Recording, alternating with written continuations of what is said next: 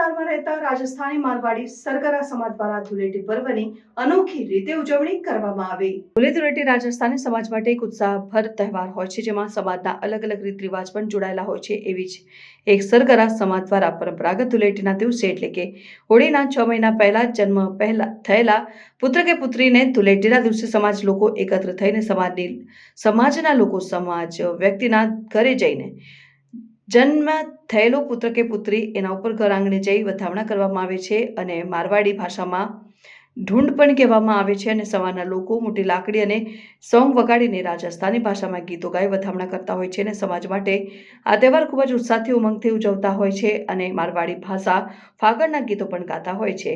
અમે રાજસ્થાની સરગરા સમાજના છીએ ને અહીં ઘણા વર્ષોથી રહીએ છીએ ને જે આ હોળી અમારો મુખ્ય તહેવાર છે ને હોળી પહેલાં જે બાળક જન્મે એની અમે બહુ આતુરતાપૂર્વક રાહ જોઈએ છીએ અને આજે એ નાના બાળકને મેં ઢૂંઢવાનો કાર્યક્રમ રાખેલો છે।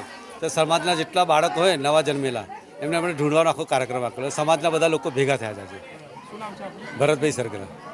હા, અમે રાજસ્થાનના છે। સરગરા સમાજ ક્ષત્રિય સરગરા સમાજ છે અને જે નવા બાળકો જન્મે છે તેને અમે ખુશાલી રૂપમાં એને ઢૂંઢ કહેવામાં આવે। એ બધા સમાજના ભેગા માણસો થઈ એને ગેરિયા બધા ભેગા થઈ અને ખુશાલી મનાવે અને છોકરાને દાંડિયા પાડીને એને વધામણા કરવામાં આવે છે। ભલે ગઈ હોળી પછીના જે કંઈ બાળકો થયા હોય એ બધાને અમે ઢૂંઢતા હોય છે અને ખુશાલી મનાવે છે। એટલે અમારા રાજસ્થાનનો મારવાડીઓનો જે આ મેન તહેવાર છે, મુખ્ય તહેવાર છે। બાકી બધા તહેવારો નોર્મલ છે, પણ આ તહેવાર મુખ્ય રૂપમાં છે રાજસ્થાન માટે। એટલે અમે 150 વર્ષથી અહીંયા વસીએ છીએ એટલે આ તહેવાર મનાવતા આવ્યા છે અને મનાવીએ છીએ। હે અમૃતલાલ।